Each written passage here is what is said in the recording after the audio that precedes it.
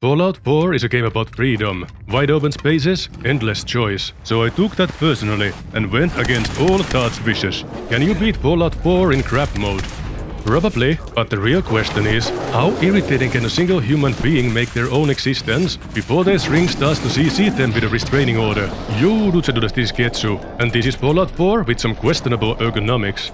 First things first, I rebound forward and backward movement to something so useless, I couldn't hit it even during a medical emergency. The moment I escaped the magic mirror's cold embrace, I instinctively pressed forward. That was not a mistake, that was a field test. Turns out, you can technically move forward like Manny or Samuel, if you're willing to look like a haunted walker. Running like that was also possible. In the same way, falling downstairs is technically a method of travel. Since approaching anyone like this was a self-inflicted courtroom visit waiting to happen, I committed to a rifleman build and a lifelong emotional distance. Perception 9, plus the book later, to wring rifles dry until they beg for mercy. Intelligence 3 for gun nut, agility 8 for rapid reload, luck 5 for idiot savant. A perk, not just a diagnosis. I named myself Hand-Operated Harry, honoring my newly discovered penguin swagger, refused my wife's Todd awful picnic idea, and received the first good news in a while. The world is about to be cooked. Fantastic. The apocalypse could wait. I had sightseeing to do. Turns out the windows in Sanctuary Hills aren't see-through, which really undermines the whole Windows sales pitch. Honestly, I blame Windows 11. On the way to the vault, I thought I saw a dark turd on the sidewalk, which would have checked out. Inside the bunker, I waddled over to the freezers. Got froze,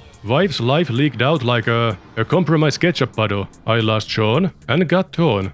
After completing my backstory speedrun, I learned an important truth. Wobbling forward is not possible in first person. Leaving the vault was less escape and more a bumper car crash course experience. Nothing too difficult, just inconvenient. Especially since I was allowed to store my bullets inside the roaches. I could escape the vault backwards if I wanted to, but we're not animals. We're doing sideways now. Outside in the real game, swiping the entrance area garbage laterally took way longer than it had any right to. That, and running face first into objects repeatedly, really helped validate how incredible this idea was. After Godsworth handled all the floating tetanus dispenses for me, he addressed me like a disappointed Alfred figure. Mr. Harry? Then I ate a special book for better reception, realized I had wildly overestimated my map knowledge, looted the important things I vaguely remembered existing, strapped together my first rifle, and finally felt ready to get thoroughly and enthusiastically fornicated sideways. At Red Rocket, I picked me a dog, became the servant I was always meant to be, and hoarded trash until the rats finally agreed to show up. Once negotiations failed, I relocated my problem-solving to Concord and began deleting raiders. This is where the blurry picture started forming of how important positioning was going to be. My entire future combat strategy would revolve around peak shooting. I was basically built for it, which led me to an important scientific side quest. What does the main character look like when peeking from cover in first person? Turns out, he doesn't. The character model just straight up does not exist. Should have seen it coming. Bummer. After the raiders were no longer with us, I picked quick hands for faster reload, which immediately paid off with the laser musket. I swear I didn't plan this. I'm just as confused as you are, and deeply excited to see what I think of next. I also turned a raider into a ghoul. Speedrunning evolution over here. Eat your heart out, Darwin. At the top level, I noticed some flags I've never seen before. Are these new? Or did I really never pay attention to this part? Honestly, either is possible. I once lived in an apartment for 2 years, before noticing the breaker box next to the front door, at eye level. After talking to my ex-husband, I grabbed a perception bubble head I completely forgot existed. Possibly wasted a skill point there. My perception did rise up to 12, but does it actually do anything? Despite now being able to see my own failure in HD, I had no clue, so I just rolled with it. It was too late to turn back anyway. Back outside, I canned myself in power armor, yanked up the minigun, did a very tasteful 360 on the way down, and for once, genuinely enjoyed squeezing the trigger on the lead hose. Despite what I want out of life, turning off the raiders' lives didn't make them stink any less. The whole power washing simulation felt like baby's first apocalypse, so I checked the difficulty to make sure it was still on normal. It was. That confidence lasted right up until Ranko started using me as a stress ball. Oh gosh darn it. I had no choice but to retreat inside a building just to survive, which was harder than it sounds when your panic response is to hit reverse without a key. After the dust settled on their corpses and the garbage into my stash, I pinballed my way to Trudy's diner, bouncing off every surface like a feral DVD logo, convinced Wolfgang to open fire, sat back, and watched entropy solve the problem. I genuinely had no idea what would happen if Trudy lost. Darn. To my absolute delight, Wolfgang took over the diner, which means I still had a garbage handler. This is what you get for using chems, Patrick. Chems are bad, okay? Fumbling onward, I picked concentrated fire, stopped to tickle the hemorrhoids hanging off Fallout 4's colon, picked up a distress signal, and proceeded to step on every mine between me and the police station, while dragging several extra crispy participants along. Once there, I helped Paladin dance with his cool problem, and by helped, I mean, I stood safely behind him in my special little safe spot, like a mounted turret, and pretended I was playing a tower defense. After agreeing to help even more, I stole all unnailed supplies hidden inside the station, used the light thingy as a punching bag in the office, and then we waddled onward, like two shopping carts, with one uncooperative wheel each. I wasn't done popping mines, right running ahead to speed things up, nearly got turned into pulled pork by a pack of dogs, and then died of a heart attack anyway. What? Inside ArcJet, I learned pretty quickly how much touching lasers hurt, so I adjusted my strategy and let Dance do all the work. I yelled motivational quotes and took the occasional pot shot from behind his shoulder. I felt like a child insisting on helping cook dinner. After every synth at the cookout was reduced to whatever happened to my coffee maker. When my roommate's girlfriend placed it on top of a live stove, I told Party Dance to get it together. We rescued the doohickey we were after. I got the laser rifle paycheck, picked Sniper as my next perk, and began my sideways pilgrimage toward Diamond City. On the way, I stopped to bully the bridge trolls with my laser pointer on steroids. Navigating the wasteland in third person is easier when you can only move sideways, but defusing a mine actively screaming under your feet is impossible. Frick! Near Diamond City, one of the mutants I was using as a target practice had decorated their name with a skull. It wasn't even Halloween, stupid. Then I gently popped Piper on the dome to speedrun the gate, ignored the swelling donut-flavored civic unrest, and entered the big green disappointment. Inside, I robbed Piper's house because she made me wait, then nonsense my way through her interview, fast-tracked her career into active liability, and got her officially started on her internship. I like getting Piper as a companion, not because he's useful, but because he's easy. Pretend to care about what she's saying for 5 minutes, and she's emotionally least. Before heading out, I participated in some enthusiastic trading, exchanged my time for Nick Valerius's waypoint from Ellie, and picked Rifleman as my next perk. Just so you know, this is what traveling looks like about 80% of the time. I am simply introducing my face to objects, like a drunk warehouse worker, repeatedly. Further down the street, I fed Piper to a gang of dogs, then used the Diamond City guards to litigate the resulting pickle. I had to sacrifice an arm before they connected the dots. After that, I attempted to give Piper a dark color. It did not work. Shame.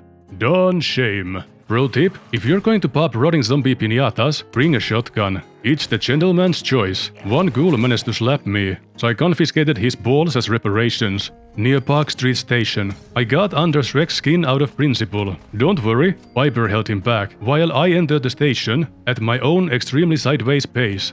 Since I had pretty much ironed out most curves in the road getting here, I wasn't exactly swimming in levels or armor. That meant I had to position myself carefully, to avoid chewing any more bullets than strictly necessary. I'm telling you this now, so you know, I wasn't playing smart on purpose. This was survival. Taking it slow got me through without much trouble. Turns out, rifles pack a mean long-distance punch. Still, every now and then, I like to dig out the shotgun, just to feel something. Throwing objects in third person was educational. After increasing my sneak, I attempted to push Piper off a ledge. It did not work. I know. Reality remains disappointing. Dino was standing between me and progress, so I cooked his brain with my laser, ranked up to the maximum disrespect, which I had very recently modded for this exact emotional release. I bet it looked good from where Nick was watching. I tossed Dino's corpse over the side. Nick begged for freedom. I promised he'd have my support all over his back. What I mean is, I'd have his back, but not like that. Promise. Further along my edutainment journey, if you throw something in third person, it does not go where you aim. It goes where it feels like going. Skinner Malone's head unsubscribed from his body. His gang carpooled with him to the afterlife. Piper got a new dress, and Nick refused to help me, unless I did things strictly on his terms. Back in Megaton, I described to Nick what a baby is. We went to see if Mr. Kellogg had my spawn, but the door was locked. No choice but to seduce the secretary into giving me the key, using my most alluring quality, money. I missed the platform on the way out. Now listen, you have no idea how much inconvenience I'm sparing you by not mentioning every single time the camera angle betrays me. I respect your time more than mine. After squirreling away all of Kellogg's belongings, I let duck meat smell my fingers, and together we followed the trail of the largest skid mark in the Commonwealth. On the way, I helped someone who was clearly asking for it, hit Rifleman 2, and then a yaoi bear personally revoked my soul from this dimension. Why? Because I sprinted away all my action points, like a genius. A few minutes into the future, I almost grabbed my pants when a 2-pack of Mirelurks popped up. Then finally, we reached the concrete cereal box, Fort Hagen. The moment I stepped inside, the synths politely bullied me into a locker and beat the brakes off me. Despite carrying 29 stim packs, my brain blue-screened, unable to decide what to eat next. I kept trying to move forward and backward in my panic. Muscle memory is a curse. Mind still disagreed with my bipedal existence. While trying to heal, I accidentally ate the Psycho instead of potato crisps. Darn it, I was saving it for Kellogg. Deeper inside, Piper decided she'd watch me pick enough logs to finally open her emotional folder. After that, I picked bloody mess for flavor, as it was time to face Kellogg. I cranked my laser pointer to the max, laid down some mines, and unleashed the carefully prepared Lucky Strike all over Kellogg's face. I really wish I still had that Psycho, because if I did, maybe I wouldn't have had to face the consequences of my plans falling apart in real time. With the Kellogg on the way to Sovngarde, I inhaled his insides and stored them inside me, played dress up with Piper, vacuumed up rest of the important stuff, returned to surface, stared at the stupid big balloon because I can't fast travel until it's out of the picture. Then I returned to Sanctuary and got to admire a cow standing on my roof for reasons science refuses to explain. I'm not supposed to talk to people I don't know. Then don't talk to me, kid, freak off. Oh, wow, you're tall. Yeah, thanks. Anyway, the Institute has my crotch spawn, but we lack the master key to its imaginary door. So Nick, Piper and I convened like a witch's coven to formulate a reasonably reasonable plan to reach Kellogg's soul and shake it for answers. On the way to Good Neighbor, I tickled Shrek out of principle. Don't worry, I had a restraining order I call Piper. By accident, I stumbled upon Good Springs at record speed, sent Finn to shake. Amari pointed at things in the room that were not a brain, and I wore Kellogg's outfit in his memories to mock him in my own way.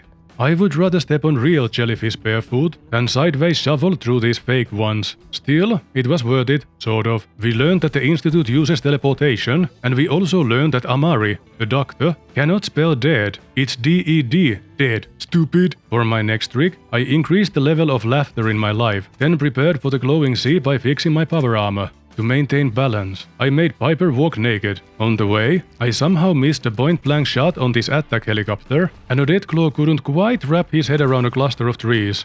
Navigation in the glowing sea was within expectations. Miserable. Rat scorpions nearly turned my insides into a smoothie, but I walked away with a legendary upgrade, so I'm legally obligated to say it was worth it. I met Virgil, gave him a promise I never intended to keep, and he pointed me toward my next objective, which involved digging information out of yet another head. With gun not firmly stored behind my eyes, I stopped by Sanctuary, finally slapped scopes on my rifles, and then took Piper on a little date to the amphitheater.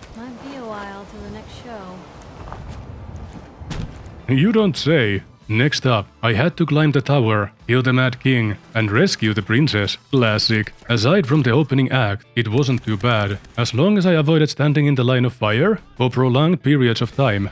I leveled my sneak next, in a desperate attempt to idiot-proof my sneakers, because I was triggering every trap ever conceived by man. First attempt at acquiring the Causer's head. Oh yeah, I face-tanked the consequences. On round 2, positioning the mines farther from the door bought me enough time to surgically separate the chip from the Causer's head, without killing us both. The hostages didn't stand a chance against me, and I rescued the princess. She was less grateful than advertised.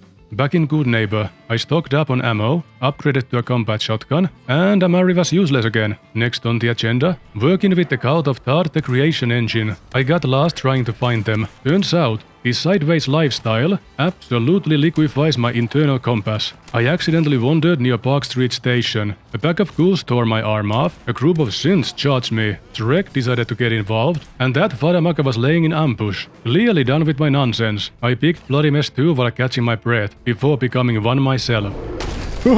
Originally, I planned to fork over the chip to Railroad, so they could analyze it, but then I remembered I have to take them out later anyway. Whatever, analyzing the chip myself is faster. This is my guiding philosophy. If I feel even mildly confident that I can do something without inconveniencing myself, everyone else becomes optional. After that, I bested Virgil for plans, returned to Sanctuary to bully Preston into helping me build a people faxer, then remembered I never let him out from Museum of Freedom. Good news, Raiders had repopulated Concord. Back at Sanctuary with the crew, I helped Sturgis with the basics and upgraded my sniper skill. Despite everything we've done for Preston, he still refuses to help us, without contractual suffering. First, we had to deal with a settlement. I was absolutely paying attention on the way there. After completing the forced eviction job, to make way for Preston's land development ideas, I listened to the guy's entire life story, got promoted to general, received another settlement quest, and only then did Preston agree to give something back, as I was about to never speak to him again. He slid in one more settlement problem, like a dealer who won't let you leave. Before beaming up to the Institute, there was something I wanted to do. I decided to visit University Point and the Boston Mayoral Shelter, because those places are full of androids, and as someone who's never used an iPhone, I took that personally. I needed fusion cells to feed my increasingly energy weapons-based lifestyle. Too bad I lacked the intelligence and the science to properly mod them, but it's because I lack intelligence that I'm using them anyway. And honestly, it paid off. I clawed my way up to 810 fusion cells. Loaded, counted, complete. So why was it important to mock the drones now? Because I decided to side with the Institute. Why? Let me spare you the theorizing. Teleportation. The less time I spent walking, the better the quality of my life. Oh, I also picked locksmith earlier, not for strategy, I just got curious. After introducing the magnificent me to the eggheads, I leveled up rifleman and locksmith, received my first Institute labor, and was sent to Libertalia to retrieve a faulty droid. It's one of my favorite quests. As long as I have a scoped rifle, and the cursor stays out of my lens. Piper has been strangely okay with me working for the Institute. I even tried asking for her thoughts and some relationship advice, but as the great Todd in the sky wills it, there were no objections. After the synth was liberated, I picked Panna 2, still couldn't improve my energy weapons, reported to Fatherson, was given my own room, and got lost trying to find it. But the important news is this: I have my own room now! Trash-talking railroad between family, always a treat. For my next quest, I headed to Bunker Hill to capture a few more rogue synths. I used the ramp at the start to skip the exhausting scenic route, and only dealt with the railroad agents who, physically, insisted on being dealt with. The inside part was easy. Snipe from cover, let everyone else draw aggro, and free the synths from their existing problems. The hardest part was enduring the boredom of walking back out. As the next thing I could do, I joined Fatherson at CIT Ruins, because he wanted to touch grass. He's never been outside before, loser. Once that bonding exercise was over, I got attacked by raiders while still on the roof. That has literally never happened to me before. With locksmith boosted to level 3 that I never got to use, I attended the directorate meeting as my son's +1 and got announced as the next father. Because nepotism, nobody liked that. They clearly don't understand that with intelligence 3 and charisma 1, I'm going to do a very interesting job. And they're supposed to be the smart ones. After that, we stormed mass fusion with Alice. My plan was to eject all the BOS SOBs out of their power armor. This is why I never make plans. Well, I did it again, but successfully. Then I kept doing it. Even got a power armor for Piper for funsies. I took a shortcut to the ground floor, ignored everyone like a cryptid in a stairwell, and slithered into the basement to grab the berry alligator. The sentry bot stood no chance against me or my girls. The assault drones were removed by the mines I placed outside their apartments. And I didn't even see the Protectron. On the way out, Alice told me to go on, while she'd hold back the Brotherhood with the synths. That was insulting, so I helped with the cleanup anyway, just to remind everyone who was the only person present with actual combat credentials. Somehow nobody back home liked it when I took one of my own fusion cores from a power armor I now ethically and technically owned. After handing the thingamabob to Alice, I beamed back outside, convinced some gunners to back off, failed successfully to convince Wallace, and used him as a plushie. Back at the Institute, I read the speech script for the first time ever in the history of Ketchuverse, then freestyled a decent diss track at the crowd. Fatherson found it interesting. In Diamond City, I played Fit the Shapes into holes with some radio parts, returned to Institute, shoved the lasagna in the oven, attended my first directorate meeting as the boss, immediately called for violence against the Brotherhood, got Action Boy for my good work, and talked to Fatherson about my next quest marker. Before heading into the end game, I upgraded my weapons until I ran out of screws, then bought ammo from Arturo. By this point, I was so used to moving sideways that I kind of forgot that I was playing with a broken keyboard on purpose. It was astonishing how incompetent the Brotherhood of Steel was. I kept sniping them from stone tiles away, circling around like a vulture, and they kept doing nothing about it. There was a dude who had a name, don't know who he was, but he had unique clothes, so I swiped them. The airport, all in all, wasn't too difficult. Wow. Okay, that scared me. Until I reached the scaffolding. That's when I got humbled, and somehow all the aggro. I'm not exactly a tank. I'm the opposite of a tank, like a beach buggy with too much enthusiasm. On the next timeline, I survived snorting the whole undersink medley. I didn't see Elder Maxon anywhere, but in both lives, I made sure to shoot the fusion cores in Paladin Dance's armor. Sadly, I didn't have the luxury to check if he undressed on the spot. Anyway, we hacked Liberty Prime. It gave the balloon the evil eye. The airport burned beautifully. I returned to the institute, told Fatherson nepotism waits for no man, and I shit you not, the credits rolled. And I dragged Fallout 4 sideways until it agreed. That's it for this time, folks. Do the engagement things if you want to help out. Thanks for watching, see you next time, take care now, bye bye then, have a wonderful day.